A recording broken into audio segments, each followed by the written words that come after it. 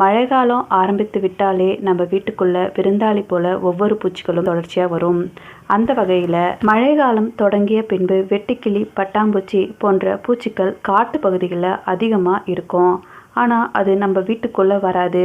ஒருவேளை நம்ம வீட்டுக்குள்ளே வந்துச்சு அப்படின்னா அதற்கு என்ன அர்த்தம் அப்படின்றத தெரிஞ்சுக்கலாம். வெட்டுக்கிளி நம்ம வீட்டுக்குள் வந்தால் நமக்கு ஏதோ ஒரு தீங்கு நடக்கப் போகிறது என்று பலரும் கவலைப்பட தேவையில்லை. வெட்டுக்கிளி நம்ம வீட்டுக்குள்ளே வந்துச்சு அப்படின்னா எதிர்பாராத அதிர்ஷ்டங்கள் ஏற்படும். நீங்கள் நீண்ட நாட்களாக ஏதோ ஒன்று வேண்டும் அது நடக்க வேண்டும் என நினைத்து கொண்டிருப்பீர்கள்.